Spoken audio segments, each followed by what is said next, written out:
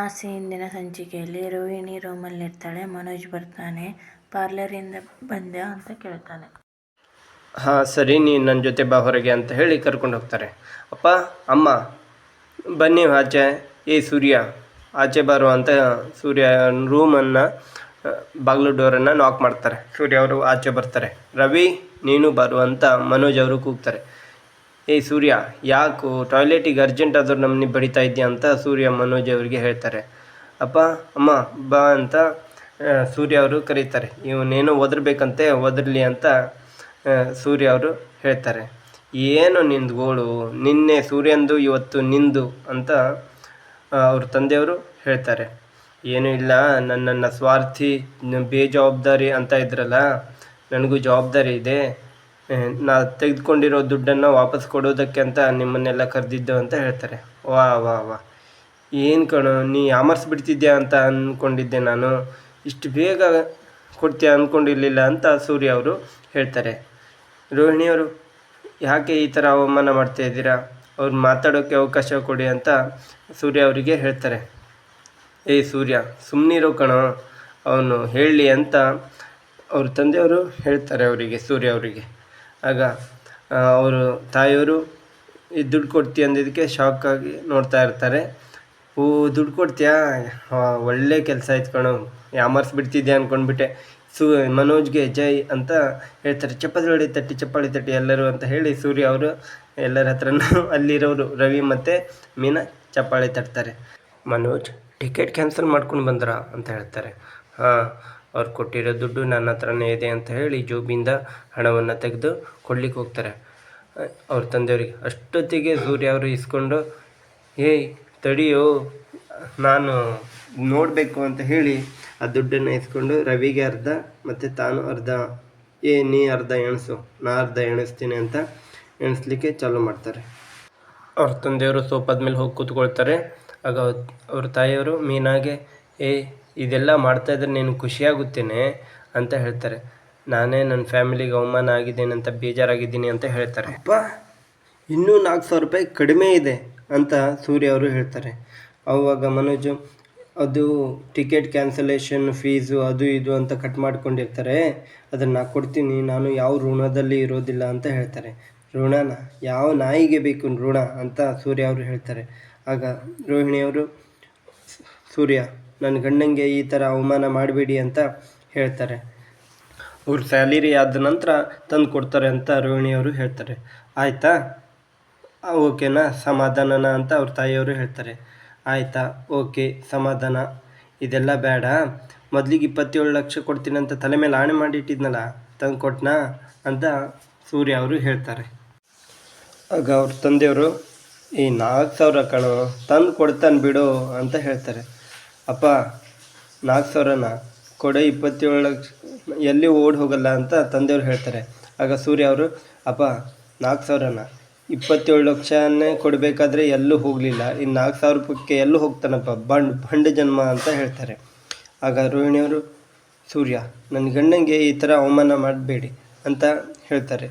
ಏನು ಎಲ್ಲ ನಿಮ್ಮ ಕೇಳೇ ಮಾಡಬೇಕಾ, ಅವ್ರ ದುಡ್ಡನ್ನು ಅವ್ರ ತಂದೆಯವ್ರಿಗೆ ಕೊಡ್ತಾರೆ ಅಂತ ಹೇಳ್ತಾರೆ. ಹೌದಾ, ಹಾಗಾದರೆ 27 ಲಕ್ಷ ಕೊಡ್ತೀನಿ ಅಂತ ಹೇಳು ಅಂತ ಹೇಳಿ ವಿಡಿಯೋ ಮಾಡ್ತೀನಿ, ಒಂದು ರೆಕಾರ್ಡ್ ಇಟ್ಕೊಳ್ತೀನಿ ಪ್ರೂಫಿಗೆ ಅಂತ ಹೇಳ್ತಾರೆ. ಅವಾಗ ರವಿ ಇದೇನು ಪೊಲೀಸ್ ಸ್ಟೇಷನ್ ಕಾಣೋ, ಪೊಲೀಸ್ ಸ್ಟೇಷನ್ ಏನು ಅಂತ ಹೇಳ್ತಾರೆ. ರೋಹಿಣಿಯವರು ಈ ಥರ ಅವಮಾನ ಮಾಡಬೇಡಿ ಅಂತ ಸೂರ್ಯ ಅವರಿಗೆ ಹೇಳ್ತಾರೆ. ಏನು ಎಲ್ಲ ನಿಮ್ಮದೇ ಜವಾಬ್ದಾರಿನಾ ಅಂತ ಹೇಳ್ತಾರೆ. ಹೌದು, ಮಾವ ರಿಟೈರ್ಡ್ ಆದಾಗಿಂದ ಎಲ್ಲ ಮನೆ ಖರ್ಚನ್ನು ನೋಡ್ತಾ ಇರೋದು ನನ್ನ ಗಂಡನೇ ಅಂತ ಮೀನಾ ಅವರು ಹೇಳ್ತಾರೆ. ಏನೇ ಹೇಳ್ತಾ ಇದೀಯ ನೀನು ಅಂತ, ಏನು ನಮ್ಮನ್ನೆಲ್ಲ ಇವನು ಸಾಕ್ತಾ ಇದ್ದಾನ ಅಂತ ಶಾಂತಿಯವರು ಕೇಳ್ತಾರೆ. ಇಲ್ಲ ಅತ್ತೆ, ಪ್ರಾಣಿಗಳನ್ನು ಸಾಕೋದು ಮನುಷ್ಯರನ್ನ ಜವಾಬ್ದಾರಿಯಿಂದ ನೋಡ್ಕೊಳ್ಳೋದು ಅಂತ ಮೀನಾ ಅವರು ಹೇಳ್ತಾರೆ. ಅಷ್ಟೊತ್ತಿಗೆ ರೋಹಿಣಿಯವರು ಏನು ಈಗೇನು ದುಡ್ಡು ಬೇಕಾ, ಒಳಗೆ ಹೋಗಿ ಸಿಟ್ಟಿಂದ ಒಳಗೆ ಹೋಗ್ತಾರೆ. ಒಳಗೆ ಹೋಗಿ ದುಡ್ಡನ್ನು ಎಣಿಸಿ 4,000 ರೂಪಾಯಿನ ತೆಗೆದುಕೊಂಡು ಬರ್ತಾರೆ. ಅಪ್ಪ ಏನಪ್ಪ ಸಿಟ್ಟಿಂದ ಹೋಗ್ತಾ ಇದ್ದಾರೆ ಅಂತ ಸೂರ್ಯ ಅವರು ಅವ್ರ ತಂದೆಯವ್ರನ್ನ ಕೇಳ್ತಾರೆ. ತಂದೆಯವ್ರನ್ನ ಕೇಳಿ ಮತ್ತು ಈ ಮೀನಾ ನಿನಗೂ ಗೊತ್ತೇನೆ ಅಂತ ಮೀನಾ ಅವ್ರನ್ನ ಕೇಳೋದಕ್ಕೆ ಸೂರ್ಯ ಬರ್ತಾರೆ. ಆಗ ರೋಹಿಣಿಯವರು 4,000 ರೂಪಾಯಿನ ತೆಗೆದುಕೊಂಡು ಬಂದು ಸೂರ್ಯನ ಹತ್ರ ಕೊಡ್ತಾರೆ. ತಗೋ ನಿನ್ನ ದುಡ್ಡು ಅಂತ ಹೇಳಿ ಕೊಡ್ತಾಳೆ. ಆಗ ಸೂರ್ಯ 1 2 3 4 5 6 7 8 ಅಂತ ಎಣಿಸಿ 4,000. ಹಾಂ ಅಪ್ಪ ಇದು ತಗೋ 1,00,000, 4,000 ಪ್ಲಸ್ 96,000 ಅಂತ ಹೇಳಿ ಕೊಡ್ತಾರೆ. ತಂದೆಯವರು ದುಡ್ಡು ಇಳಿಸ್ಕೊಳ್ಳಲ್ಲ, ಆ ದುಡ್ಡನ್ನು ಶಾಂತಿ ಹತ್ರ ಕೊಡು ಅಂತ ಅವ್ರ ತಂದೆಯವರು ಹೇಳ್ತಾರೆ. ಅಪ್ಪ ಮತ್ತೆ ಸಕ್ಕರೆ ಹತ್ರನಾ ಅಂತ ಹೇಳ್ತಾರೆ. ಇಲ್ಲಪ್ಪ ಅವ್ರ ಹತ್ರನೇ ಕೊಡು. ಶಾಂತಿ ನೋಡು, ನೀ ಜವಾಬ್ದಾರಿಯಿಂದ ಇಟ್ಕೋ, ನೀವು ಮಾಡೋ ಒಂದು ತಪ್ಪಿಂದ ಬೇರೆಯವರಿಗೆ ಹೆಸರು ಹಾಳಾಗುತ್ತೆ ಅಂತ ಅವ್ರ ತಂದೆಯವರು ಹೇಳ್ತಾರೆ. ನೀನು ಬೇರೆಯವ್ರಿಗೆ 1 ಬೆಟ್ಟು ತೋರಿಸಿದ್ರೆ ನಿನಗೆ ಮತ್ತೆ 3 ಬೆಟ್ಟು ನಿನಗೆ ತೋರಿಸುತ್ತೆ, ನಮಗೆ ತೋರಿಸುತ್ತೆ ಅಂತ ಹೇಳ್ತಾರೆ. ಆಗ ಸೂರ್ಯ ಬೆಟ್ಟನ್ನು ಎಲ್ಲ ಮನೋಜ್ ಹತ್ರ ಕಡೆ ಮಾಡ್ತಾರೆ. ರೋಹಿಣಿಯವರು ಮೀನಾಗಿ ಹೇಳ್ತಾರೆ, ನೋಡು ನಮಗೆಲ್ಲ ಖರ್ಚು ಮಾಡೋದು ಬೇಡ, ಮನೆಯದು ತಿಂಗಳದ್ದು ನಮ್ಮದೇನಿದೆ ನಾನು ಕೊಡ್ತೀನಿ, ಅದನ್ನು ಅತ್ತೆಗೆ ಈ ತಿಂಗಳದ್ದು ಕೊಟ್ಟಿದ್ದೀನಿ ಅಂತ ಹೇಳ್ತಾರೆ. ಆಗ ಸೂರ್ಯ ಮೀನವರು ಕರೆಂಟ್ ಬಿಲ್ಲು ಅಂತ ಹೇಳ್ತಾರೆ. ಕರೆಂಟ್ ಬಿಲ್ಲ? ಸೂರ್ಯ ನಾನು ಕರೆಂಟ್ ಬಿಲ್ಲು ನಿನ್ನೆನೇ ಸಕ್ಕರೆ ಕೊಟ್ಟಿದ್ದೀನಿ ಅಂತ ಹೇಳ್ತಾರೆ. ಬೆಳಕು ಕೊಡ್ತಾ ಇರೋದು ನಾನು ಅಂತ ಸೂರ್ಯ ಹೇಳ್ತಾರೆ. ಆಗ ರೋಹಿಣಿಯವರು ನಾನು ಮೊದಲೇ ದುಡ್ಡು ಕೊಡ್ತೀನಿ, ಬೇಕಾದರೆ ಹೇಳಿ, ಎಲ್ಲರದ್ದು ದುಡ್ಡು ನಾನೇ ಕೊಡ್ತೀನಿ ಅಂತ ಹೇಳ್ತಾರೆ. ಆಗ ಅವರು ತಂದೆಯವರು ಎದ್ದು ನಿಂತು, ಇದಕ್ಕೆ ಯಾವ ಖುಷಿಗೋಸ್ಕರ ನಾನು ಈ ಥರ ಬದುಕಿದ್ದೀನಿ ಅಂತ ಹೇಳಿ ಎದ್ದು ನಿಂತು ಹೇಳ್ತಾರೆ. ಆಗ ನಾವೆಲ್ಲರೂ ನಮ್ಮದು ಅವಿಭಕ್ತ ಕುಟುಂಬ, ಕೂಡು ಕುಟುಂಬ ಅಂತ ಸಂತೋಷವಾಗಿದ್ದೆ ಅಂತ ಅವ್ರ ತಂದೆಯವರು ಹೇಳ್ತಾರೆ. ಹೋಗ್ರು ನಿಮ್ಮ ಕೆಲಸ ನೋಡ್ಕೊಳ್ಳಿ ಅಂತ ರಂಗನಾಥ್ ಅವರು ಹೇಳ್ತಾರೆ. ಶಾಂತಿ ದುಡ್ಡು ಹುಷಾರು ಅಂತ ಹೇಳಿ ರಂಗನಾಥ್ ಅವರು ಹೇಳ್ತಾರೆ. ಹೋಗ್ರು ಅಂತ ಹೇಳಿ ಅವರು ಮುಂದೆ ಬರ್ತಾರೆ. ಎಲ್ಲರೂ ಅವ್ರವ್ರ ರೂಮಿಗೆ ಹೋಗ್ತಾರೆ. ಕತ್ಲಾಗುತ್ತೆ. ಎಲ್ಲ ರೂಮಲ್ಲಿ ಮೀನಾ ಇರ್ತಾಳೆ.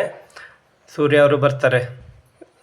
ಟವಲ್ ಕೊಡು. ಏನಮ್ಮ ಏನಾದರೂ ಒಂದು ಮಾಡ್ತಾನೇ ಇರ್ತೀಯಾ ಅಂತ ಹೇಳ್ತಾರೆ. ಯಾಕೆ ಕೆಲಸ ಮಾಡಬಾರ್ದಾ ಅಂತ ಹೇಳ್ತಾರೆ. ನಾನು ಸ್ನಾನ ಮಾಡ್ಕೊಂಡು ಬರಬೇಕು, ಟವಲ್ ಕೊಡು ಅಂತ ಹೇಳ್ತಾರೆ. ಟವಲ್ ಒಗಿತಾಳೆ. ನೋಡು, ಅವರು ಅಂಡಮಾನ್ಗೆ ಪ್ಲ್ಯಾನರು ಮಾಡಿದರು, ಅವ್ರಿಗಿಂತ ಮುಂಚೆ ನಮ್ಮದೇ ಮದುವೆ ಆಗಿತ್ತು ಅಂತ ಮೀನಾ ಅವರು ಹೇಳ್ತಾರೆ.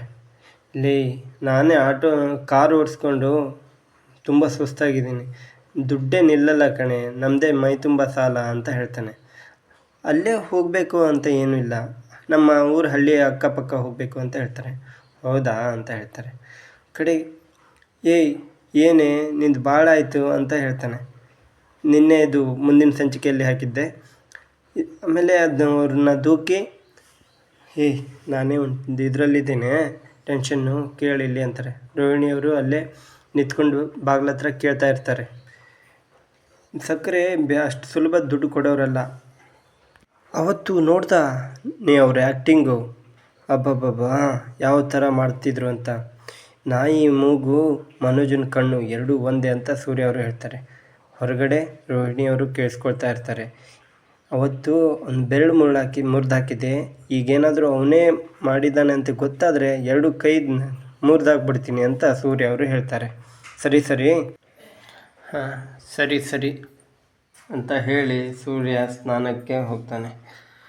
ಟವಲ್ ಕೊಡು ಅಂತ ಹೇಳ್ತಾರೆ. ಟವಲು ಹಿಂದೆ ಇದೆ ಅಂತ ಹೇಳ್ತಾರೆ. ಟವಲ್ ತೊಗೊಂಡು ಸ್ನಾನಕ್ಕೆ ಹೋಗ್ತಾನೆ. ಬಾರೆ ಸ್ನಾನ ಮಾಡಿಸ್ಬಾ ಅಂತ ಹೇಳ್ತಾನೆ ಸೂರ್ಯ. ಹಾಂ ಅಂತಾಳೆ. ಬೆನ್ನುಜ್ಜು ಬೇರೆ ಅಂತ ಹೇಳ್ತಾನೆ. ಕಲ್ಲು ತಗೊಂಡು ಬರ್ತೀನಿ ಈಗ ಅಂತ ಮೀನಾ ಅವರು ಹೇಳ್ತಾರೆ. ಹಾಂ ಬೇಡಮ್ಮ, ಬೆನ್ನುಜ್ಜೋಕೆ ಅಂತ ಹೇಳ್ತಾರೆ. ಸೂರ್ಯ ಸ್ನಾನಕ್ಕೆ ಹೋಗ್ತಾರೆ. ರೋಹಿಣಿಯವರು ಹೊರಗಡೆನೇ ಕೇಳ್ತಾ ನಿಂತಿರ್ತಾರೆ. ಆಗ ಮೀನಾ ಅವರು ಹೊರಗಡೆ ಬಂದುಬಿಡ್ತಾರೆ. ರೋಹಿಣಿಯವ್ರನ್ನ ನೋಡ್ತಾರೆ. ರೋಹಿಣಿಯವ್ರನ್ನ ನೋಡಿರ್ತಾರೆ. ಈ ಸಂಚಿಕೆ ಇಲ್ಲೇ ಮುಗಿಯುತ್ತೆ.